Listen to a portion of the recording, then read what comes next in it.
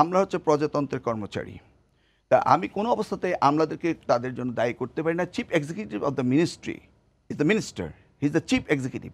আমি তাকে দায়ী করি, এবং সে রাজনীতিবিদ, সে নির্বাচিত এবং সে লেজিসলেটর, অতএব আমি তাকে দায়ী করব। এটা হচ্ছে আমার বলছেন যে আমলারা এখন নিজের মানে রাজনীতিবিদ ছাড়াও নিজেরাই না, এটা আমি সেই তর্কে যাব না, সেই তর্কে আমি যাব না। আমি মনে করি যে চিফ এক্সিকিউটিভ যা করছেন এটা তার দায়িত্বে, আমলারা সেটা শুনছেন। আসুন, আপনি মুক্তাঙ্গনে মিটিংটা কি করে সেটা বঙ্গবন্ধু এভিনিউ অফিসে চলে গেল, এই প্রশ্নটি ওখান থেকে কিন্তু ক্লিয়ারলি হয়নি। তা আমি আর সেই বিষয়ে যেতে চাচ্ছি না, কিন্তু there is a big question যে পুলিশ অথরিটি পারমিশন দিয়েছে মুক্তাঙ্গনে মিটিং হবে, সেটা কেন চলে গেল বঙ্গবন্ধু এভিনিউতে, সেই বিষয়গুলি ইনভেস্টিগেশনের ব্যাপার, তো সেগুলো ডিটেল যেতে চাচ্ছি না। আমার রাষ্ট্রদূত ভাইয়া যেটা বললেন, জিয়া সাহেব বলেছিলেন, আওয়ার শহীদ রাষ্ট্রপতি জিয়াউর রহমান, তিনি বলেছিলেন I will make politics complicated. তার মানে আগে রাজনীতিগুলো হতো ওই যে শাহবাগ হোটেল রয়েছে, তার বারে, তার ক্লাবে, আর সেখান থেকে রাজনীতিবিদরা রাজনীতির দেশকে চালাতেন। জিয়া রহমান এসে রাজনীতিবিদে মাঠে ঘাটে হাটে বাটে গ্রামে গন্তরে নিয়ে গিয়েছিলেন। সেইটাই উনি বলেছিলেন যে আমি রাজনীতিবিদদের জন্য রাজনীতি কমপ্লিকেটেড করবো, অর্থাৎ ওই শহরের 5 তারা হোটেলে বসে রাজনীতি চলবে। এটা কিন্তু অপব্যাখ্যা দেওয়া হচ্ছে, সেই জন্য আমি বলছি যে এগুলি অপব্যাখ্যা।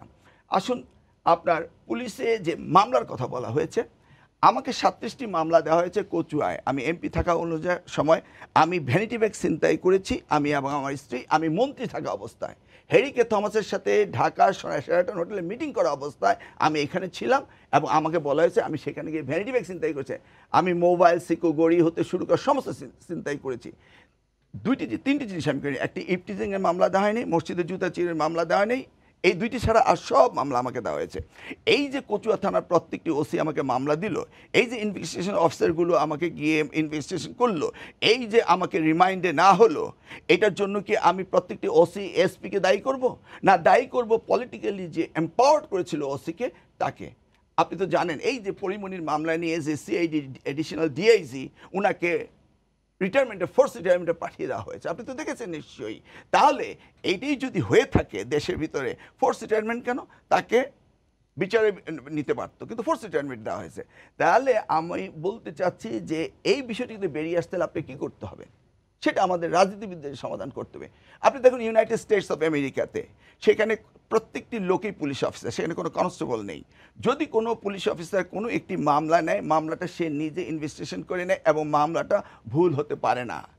যদি প্রমাণিত পরবর্তীকালে কোনো লেজিটিমেট রিজনে মিথ্যা প্রমাণ হয়, বাট সে যদি কোনো নিজস্ব কোনো মতলবই নিয়ে কোনো মিথ্যা মামলা করে থাকে, তাহলে তার বিরুদ্ধে পানিশমেন্টের ব্যবস্থা হয়। এমনকি কোনো লয়ার যদি মিথ্যা মামলা করে থাকে ইচ্ছাকৃতভাবে, তার লাইসেন্স পর্যন্ত ক্যান্সেল হয়ে যায়। আর আমাদের দেশে আইন রয়েছে, আইনের কোনো ইউজ নেই। আমি আমার মামলায় একটি মামলাও শেষ করছি না, একটি মামলা হাইকোর্টে আমি কোয়াশমেন্টে আজ অবধি যাইনি। প্রত্যেকটি মামলা আমি চালাচ্ছি, এবং প্রত্যেকটি মামলা আমি চালাবো, তার কারণ আমি জানি প্রত্যেকটি মামলা মিথ্যা। এই মিথ্যা মামলা প্রমাণ হওয়ার পরে আমি সেগুলির জন্য রয়েছে বিধি অনুযায়ী 211-এ যারা যারা আমাকে মামলা করেছে, যেই দণ্ড আমাকে দেওয়া হয়েছিল, সেই দণ্ড ব্যারিস্টার সাহেব বলতে পারে, সেই দণ্ড তাদের জন্য আবার কার্যকর হবে। সেই জন্য আমি কোনো মামলাগুলোকে কোয়াশমেন্টে যাচ্ছি না।